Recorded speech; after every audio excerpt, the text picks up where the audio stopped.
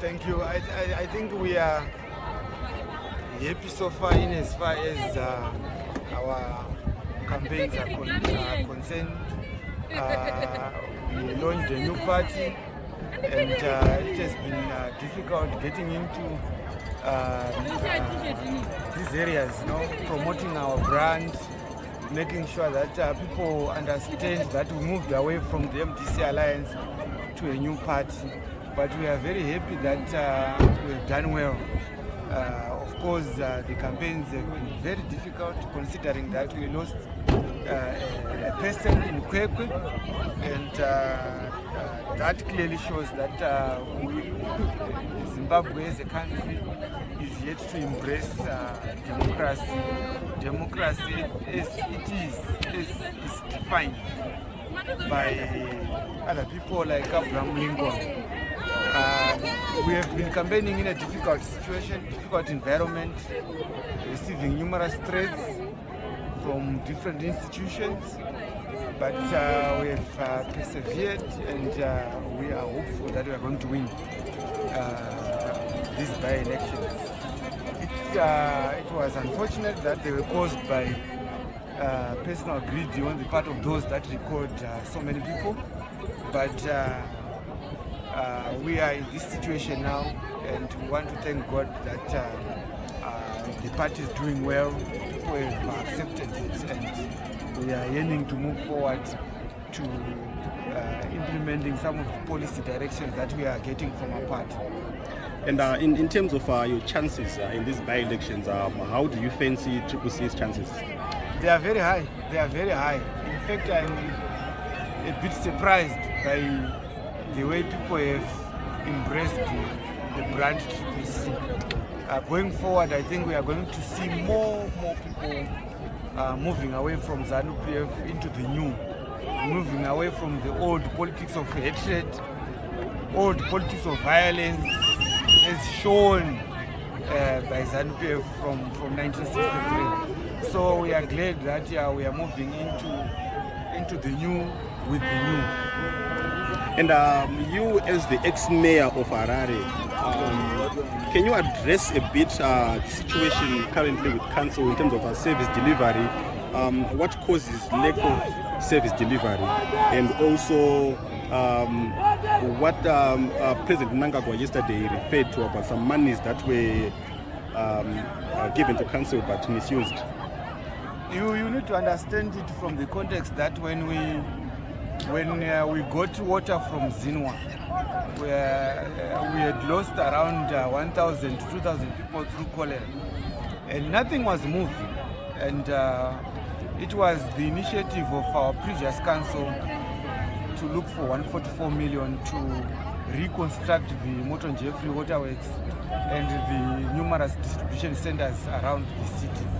We only got 72 million, but when the money came, in between, there was this election that happened in 2013, and the then government of Robert Mugabe put in a commission, and that commission led the city for approximately 3 months or so.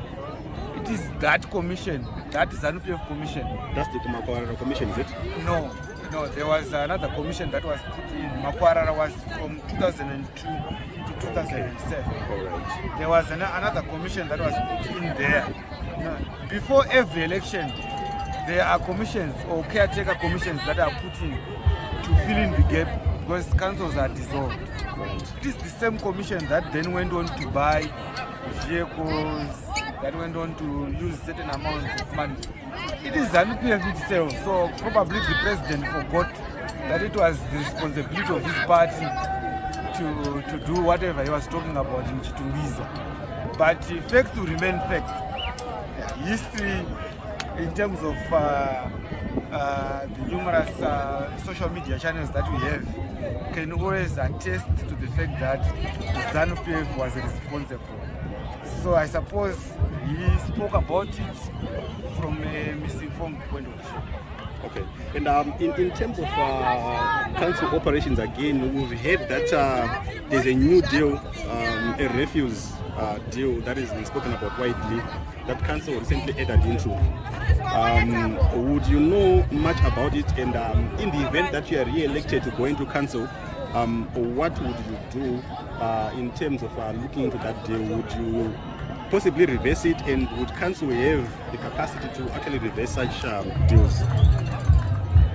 I read a bit about it. The initial strategy that we had coined for this council was to enter into a deal that would provide us with refuse vehicles, that would provide us with money for council use in terms of corporate social responsibility. So we floated some tenders years back, and we had hoped that an investor would come in with around 150 million to then use it for the purposes of converting waste into energy. But this current deal is not what we had looked at and what we had wanted. This is beyond expectation. You cannot have a deal where the citizen, the resident, we asked you to pay $40 for a single delivery of waste to Pomona. That's not acceptable. As to what we are going to do beyond the 26th by-election, we are going to meet as a caucus of the citizen convention. And in that caucus, we are going to discuss how we can use the council or how we can use our caucus to be able to decide as to whether we can pull out of the deal or to investigate the deal. There are two things that we are going to look at. Likely we are going to look at investigating the deal so that we are appraised as to what really happened in terms of the deal, how it can be able to drive the developmental agenda that we are going to be able to push in the context of the citizen movement that we have created. However, we are not going to accept a situation whereby we are going to burden our residents, because the deal is likely to increase arrests and burden our people who are already unemployed, who are not receiving adequate pensions, who are suffering.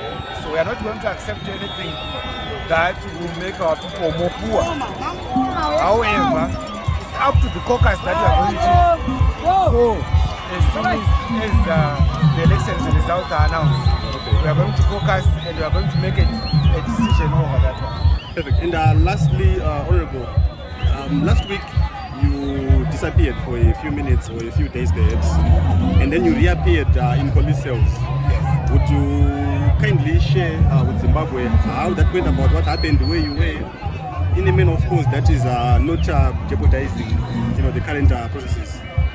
Yeah, just for now, I want to thank Zimbabweans for their prayers and for their concerns around where I was. And these are issues that are being addressed by the police. It's unfortunate that certainly certain institutions are being used by politicians, particularly from ZANU-PF. I believe I was in this situation because of a particular ZANU-PF candidate that I am contesting on the 26th of March, who instigated that through lies and whatever. And I think the intention was to ensure that I am in jail for as much as possible so that I won't be able to campaign, so that I won't be able to do some of the things that a candidate is expected to do. However, through God's grace, I think the measures proved that there is no case. It's up to them whether they pursue it or not, but we are eager to face them in court and to provide the proof, after which then, if you want the case, I can assure you that we are going to sue a lot of people in terms of what really happened. That's when the public are going to be able to understand and get to know as to what really happened. But we are going to sue people if we want the case in the courts. Just like any other cases that we are being accused of, we really are going to show the public that these are fake cases which were manufactured by certain elements who are bent on destroying our brands. Thank you so much. And your message to Zimbabweans as we approach the by-elections? I want to urge Zimbabweans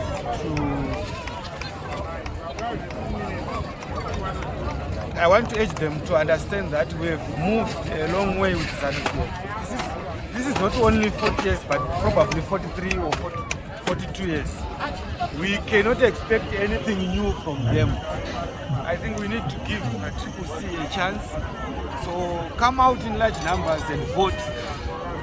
Come out as Zimbabweans. Wherever there is a by-election, Zimbabweans must then come out in large numbers and vote. Vote for our future, vote for prosperity, vote for change. This is all I can say.